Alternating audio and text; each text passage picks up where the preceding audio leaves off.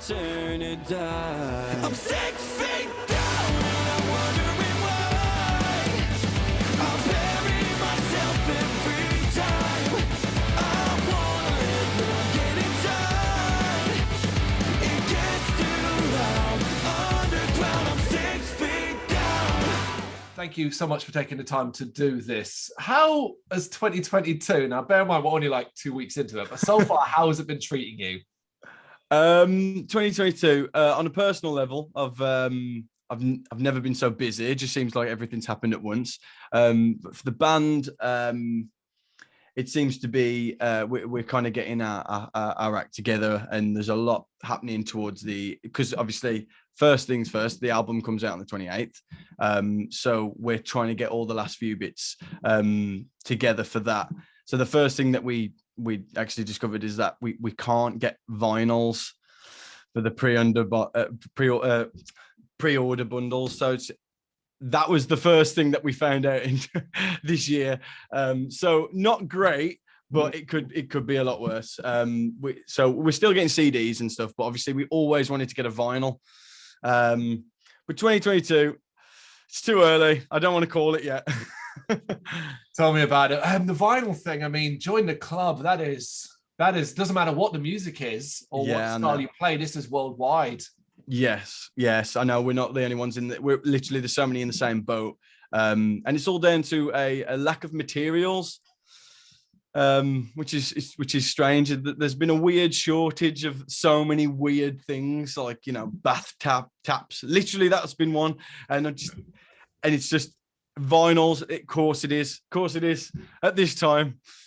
But we're not the only ones. We're not the only ones. Just add it to the pile of crap, as it were. What about personally then? And over the past 2 years, the pandemic period, how have you been holding up? I've kind of liked it. Obviously, despite everything that's actually been happening, on a personal level, it's been quite great. Because we've been able to. I've spent a lot of time in this room writing music.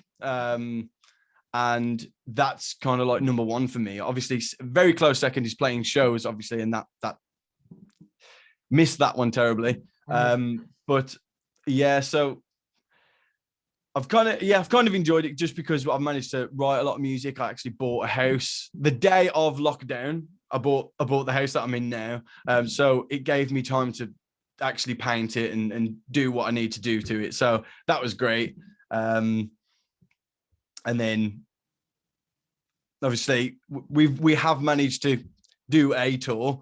So and that was a massive success. We weren't expecting that whatsoever, but that had already been postponed like twice.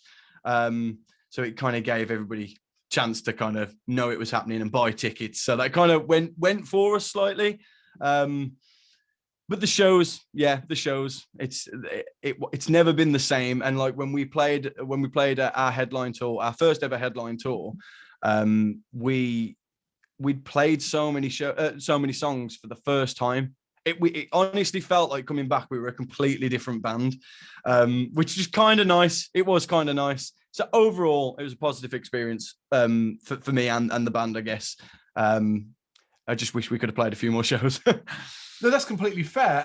It's always fantastic to hear any positive stories come out of this particularly negative time. Do you find yourself almost feeling a bit guilty, though, when you kind of sort of talk and say, hey, you know what? Considering how many other people have suffered, that you basically didn't. Because I know I didn't. So I have to say I have a guilt complex over that. A little bit. Yeah. Yeah, I think because there's a lot of people that have had it a lot worse. Yes, of course. And obviously on the family side of it, none of us got to see our family. There's through the whole COVID period. I've had members of my family have COVID, and unfortunately some of them passed away. And so obviously it's been absolutely terrible, but like you say, it's great to just get something positive out of it. So I feel like we've done really well to like make the most of the situation that we was in. No, absolutely. It kind of feels as well like led by Lanterns, and particularly the band, the unit, you've kind of ridden this wave, as it were. And from my perspective, at least from an outside perspective, and maybe you can tell me if you feel the same, that you've come out of this period, although we're not completely out of it yet, but reaching January 2022 stronger than ever. Yeah, it does feel like that from the inside as well. And I didn't realize it until the headline tour that we'd done. So a lot of the songs, most of the time, it's literally just me in this room writing music, or say like if Chris is working on something, he'll be completely on his own. And so we wasn't expecting anything for the tour. And it's only after we played the tour, we were thinking, oh, wow, like our efforts are really starting to pay off. Like, didn't think so, but things are really starting to pay off. And it's so nice because it feels like it's been, because me and Chris started this band quite a while ago. And I used to be the bass player back when it first started. We almost broke up because 2 members left. So it was just me and Chris.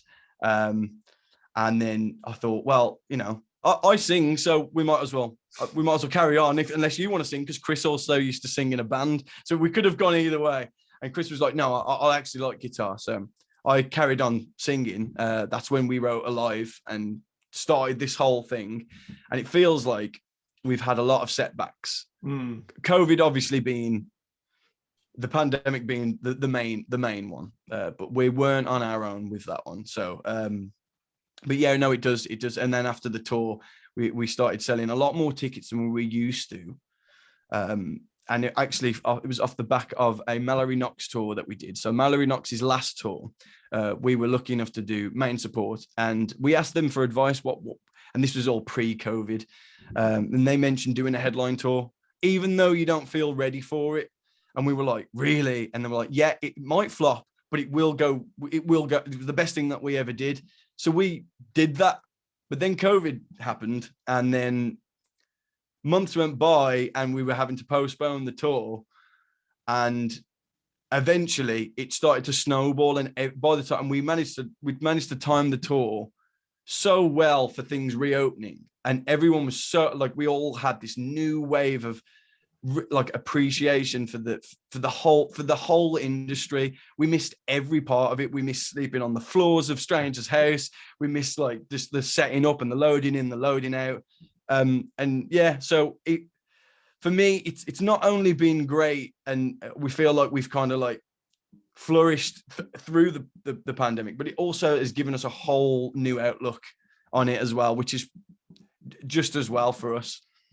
Do you think that outlook is something you'll be able to keep in your heads as we go forward, say in 5 years' time, when we kind of hopefully reflect on this period and go, wow, wasn't that a crazy time? Yeah. You'll still be able to have that positive mindset. Yeah, because I think it's just going to be really hard to forget. I mean, I joined a band for the first time when I was 13, and I'm 30 now. And so it's all I've really ever done. And I love it more now than I ever have done. And the pandemic and the isolation, it's going to be so hard to forget. So I do feel like, yeah, I don't think I'm going to have to remind myself too much about how great it is what we're doing. Will paralysis kind of serve as a reminder as well? Now, there's an expectation almost that any band or artist that would have written a record during COVID, during pandemic period, unless they've openly said it's themed around something else, COVID will have influenced the record in some potential way. Is that the case with you guys in this new album? I think so. Yeah, I think strongly as well. It was actually weirdly, because we actually host a Twitch channel on every Wednesday, or most Wednesdays when we can make it. And we talk to a lot of people, and I actually mentioned this on our last stream, and I was thinking, well, what songs wouldn't we have if it weren't for the pandemic? Right. And somebody rightly so just said, well, you have got a song called Fever that is about the pandemic. I was like, well, yeah, that's one. But there was another song, Catacombs. I remember being in here and feeling like, because that song's about writer's block. Maybe that had changed, because not in the normal circumstances, the guys would have got together and bounced ideas off. But because the band lived on Zoom calls and WhatsApp message group chat, it kind of it did limit you ever so slightly. And I wonder if that, so I do feel like there's a lot changed because of it. I think there's a lot of influence on actually just being on your own. And that actually as well, it's very mental health orientated, this album. And I think a lot of that, sometimes when I start to feel stuff, I just need to get it down. So like songs are kind of like a bit of a diary for me that I can just sort of jot things down. And it kind of feels like it's a great thing to look back on for me. So it's definitely, I think mental health was a big thing for a lot of people, me especially. And so I feel like we jotted that down in the album. Well, that's awesome. And that exploration of mental health on this release, I mean, obviously it's very, very welcome, if not a difficult subject to explore. How personal is this record? There's some songs that are very personal. Other songs on there. So like Alive, when I first wrote Alive, this was a while ago. I actually wrote this song for someone else to sing, our old singer, thinking to myself, well, it's a way of me just kind of getting this feeling out, and someone else can sort of just answer the questions about it. But then I ended up being the singer. So, but yeah, so for instance, Alive was sort of about wanting to feel a certain way and just sort of waiting for something to happen for me to feel better. And I kind of felt like, when's the day going to come that I start to feel better about just anything? Like I don't feel as happy as I should do. And after talking to quite a few fans, even before this song was out, I realized that was something that a lot of people feel. I really felt alone. I really felt like I was on my own. I really felt like there was something wrong with me. I even went to get help at one stage. I really felt like it was just me. And actually, only because I'd opened up about these things, I started talking, and we have a Discord channel where a lot of our fans talk to each other, and they're always there to help each other. And it's amazing how much alike we are. And so that's why we carried on with the whole mental health theme as we went through the album, because the relief I felt realizing that everybody is kind of in the same boat with that was really, really eye-opening for me, and it kind of helped me get through a lot of the things that I've got through. So we stuck with that. Has it always been easy for you to express these feelings and thoughts and put them into song, or is this something that is getting stronger and easier for you to do, particularly as we reach this new album? Yeah, I've always struggled to talk about a lot of stuff in the typical toxic masculinity type of way. Like I've always struggled to sort of open up.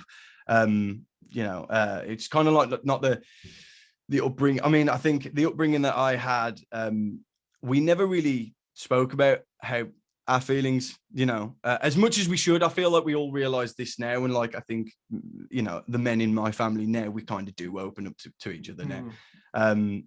But yeah, it's definitely getting easier. But I always that's kind of the reason why I got into music in the first place, or at least writing music, because I always found that a bit easier to kind of just put it down in a song, and sort of it felt like a checkpoint that I'd reached, and at least I could just look back at it and go, see, that's a reminder. Don't let your head get away with itself, that sort of thing. Do you see it as important for Led by Lanterns to basically use your platform to highlight these subjects? And are you encouraged by what is realistically a changing conversation in music about them? We are talking a lot more about mental health, particularly on the music side of things. Yeah. It's something that we do talk to our fans about. Obviously, we're not professionals. We don't give out any advice or anything like that. Awesome. But I do feel like opening up a conversation. I've only ever seen good things happen from communication. One of the best things that we ever did, we started. We've got it's a Patreon. It's called the Lanterns Alliance. Sorry if I've jumped forward to a question that you was going to ask. Sorry. But within that, we have something where we talk about mental health, and it's called Inner Demons, and it's something where us guys open up about things that have happened to us in the past or feelings that we've had. At Snake, our drummer, he's gone through quite a few personal things himself, and he's quite open with himself, open with everybody in the Lanterns Alliance.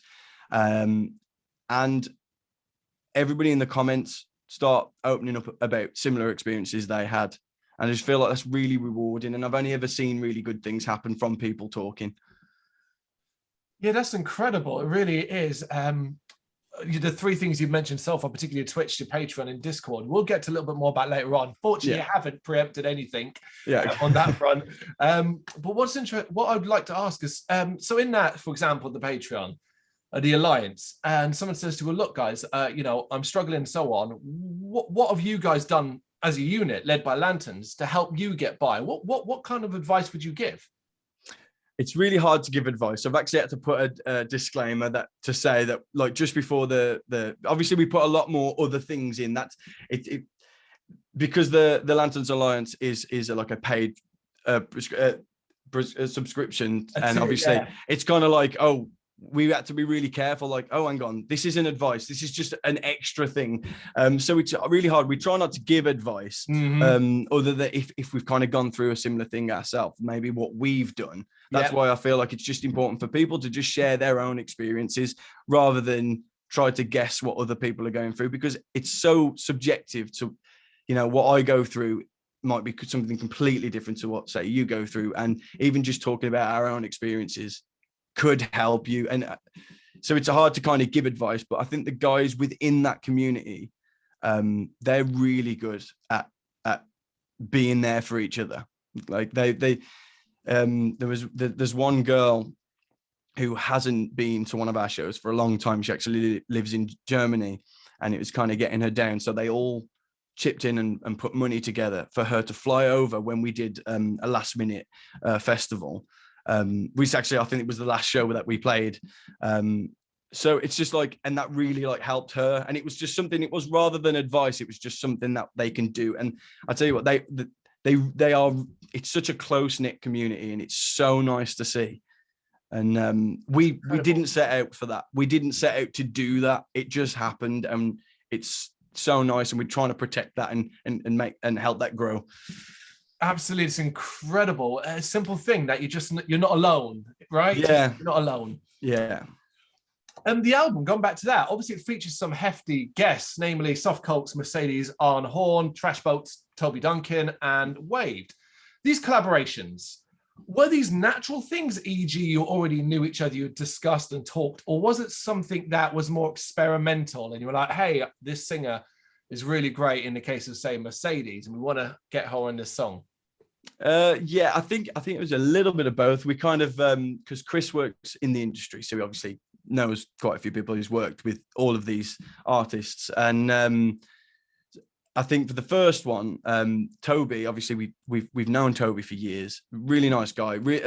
Trash Boat, really nice guys. And we had a part that I'd done vocals for, and I thought we need somebody with a bit more clout, I think. And obviously Toby really fit that bill. And that was the first. And to be quite honest, that was the only one that we were going to do until we wrote Good Enough. And we thought, okay, because that's almost the opposite, very soft song. And exactly the same reason. So Mercedes hopped on for that. And actually she wrote the part that she sings, she wrote. And with that song, it's a super personal song for me. So that song was actually written for my girlfriend, because I know that I can be a pain. And sometimes I'm up here pulling my hair out because I can't quite get the song right, or and I know that it makes it kind of hard for her to live with me. And so I wanted to write this song, and I felt like I needed to express something. And then she wrote that verse. It was just a complete, okay, just try something. And so she did, and she came back with it, and it was perfectly written. It fit so well with the song. So and then the waved feature was actually it's a friend of mine that they're a dance group, and I had featured on one of their songs. And I felt like with 6 Feet Down, I really want to do something different after the second chorus, something that we had never done before. So a little bit more of a dancier sort of feel, just because why not? Anything that sort of turns heads is a good thing, whether it sounds good or not. But it ended up being, I feel like it ended up being really cool. And so again, that was in the middle of all the lockdown, and it was again a WhatsApp text message saying, "Hey, I've got a verse, chorus. Do you fancy doing something weird with this section?" And that's exactly what they did. And they nailed it, to be quite honest. Did you find yourself quite encouraged by that level of experimentation? Yeah, I actually really enjoy working with other people. I've always found myself quite secluded in this little room, and sort of, but actually reaching out to other artists and just seeing what they can do. It's amazing how I could write a chorus and send it to somebody else without any vocals on, and they would come up with something I'd never even thought of. And it's a completely different song. Like, it changes everything. It's definitely something I'd like to do, whether it be features or just something, help writing, or even myself. I'd love to help other bands write. That's something that now, once this album comes out, that's something that I'll probably be offering newer bands. Maybe, do you want me to write a chorus for you? That's it's kind of nice to sort of work together. I feel like when I grew up in the music industry, there was a lot of competition, and it felt like if there was anybody better than our band, it was like, oh God, And then so it's kind of like really nice to just work with each other. You're less sort of stamping on each other's fingers to hold each other down, and more about building each other up, particularly as obviously the industry's changed so much since when you were a kid. Yeah. Have you found a response to the single so far? The nightmare factory that can often be the YouTube comment section of a video. I don't look. Oh, you haven't looked? Okay, I spent some time going through the videos earlier on, and universally positive. It's actually really, really great to read. So do you not look because of the fact it can be quite horrible? It can be. So there's some social media sites are worse than others. Instagram for us has always been super positive.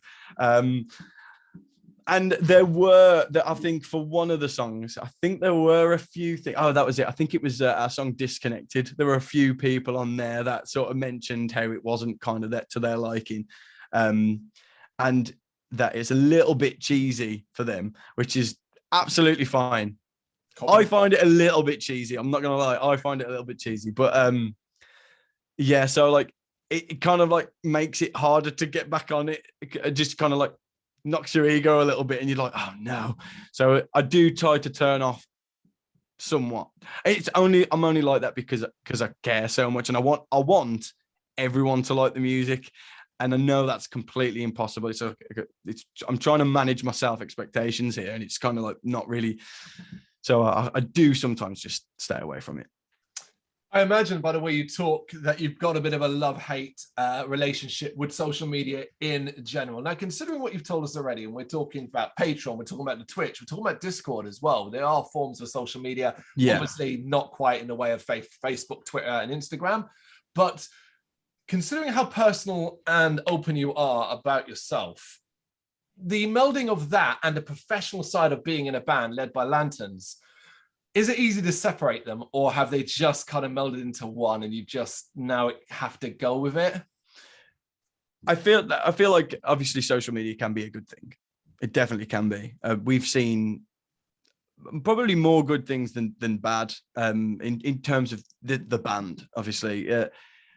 But no, obviously it's just made it all, everything what we do with social media, it just made it possible. So if, the tight-knit community, most of them live in different countries. They don't all live in the UK, and a lot of them haven't met each other yet. And sometimes at shows they'll meet for the first time, and it's such a nice thing. So there's definitely a place for it. I feel like that's why the Lanterns Alliance for us is such a nice place, because it's the only people in there really want to be in there. Like, Facebook's free, Instagram's free, Twitter's free, and you can say or do what you want. But with the Lanterns Alliance and the Discord, it's kind of like a safe space. There's a lot of very like-minded people in there that have a place to go that is actually away, and it's almost like spending time with your friends after kind of like being at work all day and having to deal with awkward customers. It's kind of like that sort of feeling. And so the Discord's kind of like a nice place to go.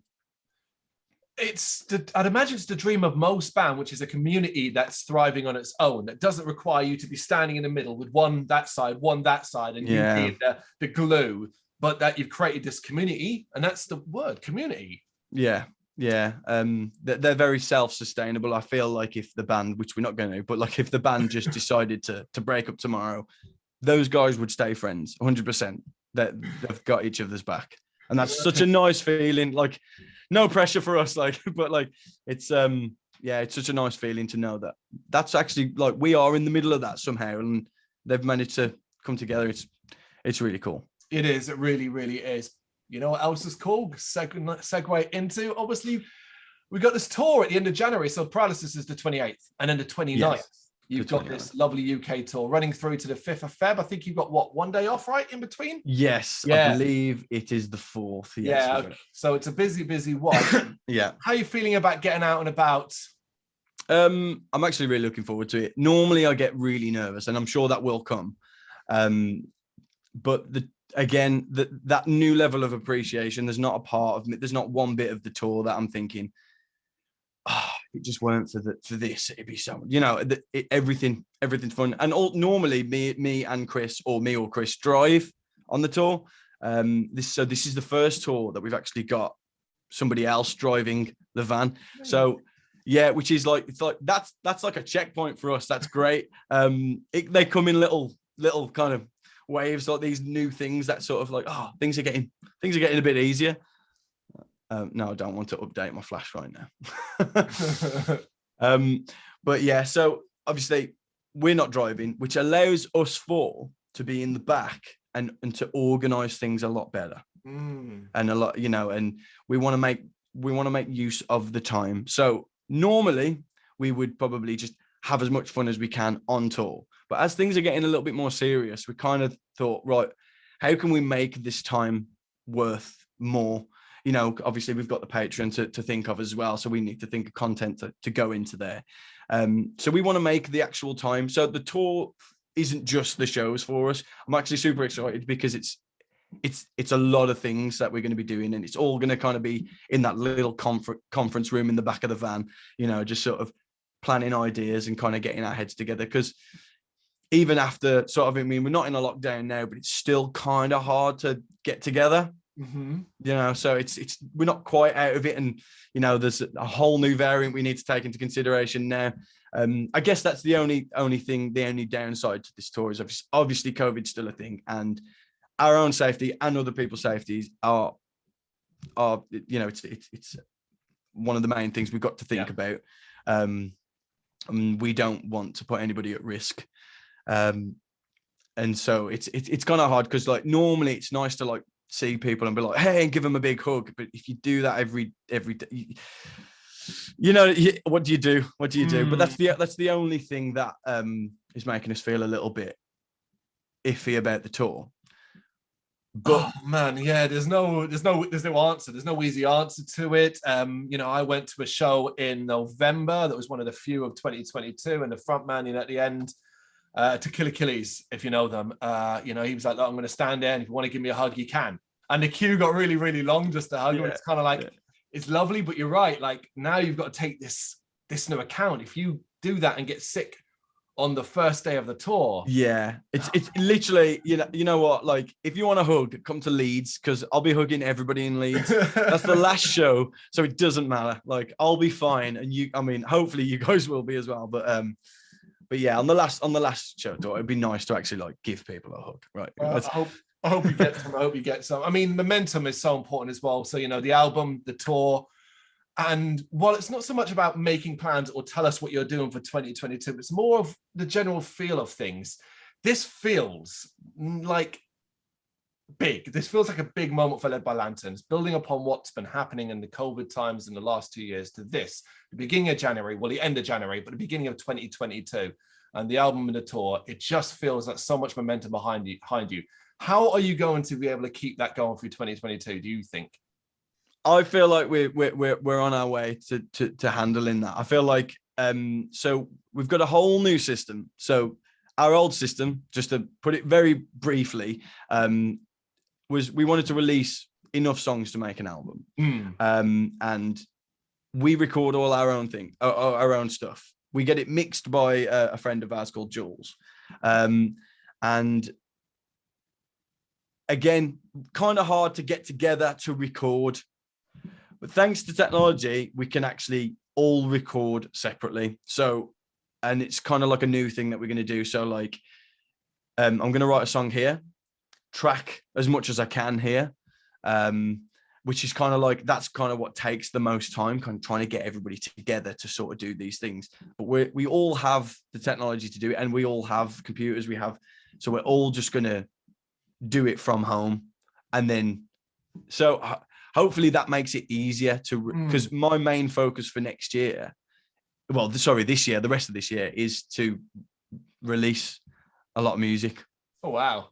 And I feel quite confident about it. I feel like we've already started writing some music, some songs. Some of the songs are very, very different. We don't want to keep writing the same. I think that's a big fear of mine. I don't want to ever write the same music, unless people only want to hear that. Then I'm down for that. But obviously, I want to challenge myself in certain ways. So I want to write different kinds of music. You're an artist, yeah. Yeah. So that's how I want to see it anyway. I want to see, like, I don't want to be just writing the same, because I think people do cotton on if you just find a formula and then just stick to it. I do feel like people think, it kind of sounds like their last album, and it's always like a bit sad to hear, because there's a lot of bands that do that, and even though they're great, it's like some of my favorite bands, I won't mention who, but some of my favorite bands, that they kind of do. They found a formula that works and they stick with it. And so we kind of want to mess that up a little bit going forward. And so far, I mean, we've written a few songs for it. Obviously, I don't want to jump too far forward, but we've written a few songs, and I'm really excited to hear what people think of that, because there's some people that are going to hate it, but that's how it is. That's all we can. What else can you do? yeah, and say no more, because one of my favorite things is always talking with any artist or band when it's part of a pre-album release interview and stuff like that, is naturally you have maybe not mentally moved on, but ultimately the music is written, it's there, it's just about release now. So you might be working on new stuff. So talking to you about what's about to come out might not always be the most interesting thing when you've got so many exciting things going on right now. But regardless of that, it is Paralysis first on January 28th, and the UK tour, of course, all of that stuff. Shaun, can't wait.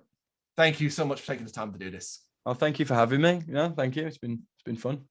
Thank you very much for watching. You can check us out on gbhbl.com, as well as on Facebook, Instagram, Twitter, and Tumblr. Go to Patreon to help us out over there. That's patreon.com/gbhbl, as well as Big Cartel, where you can find some of our merchandise. We have a podcast running on SoundCloud and Apple Podcasts. And of course, if you like this video, do us a favour, hit the subscribe button and help the channel grow. Games, horror and heavy metal. What else is life for?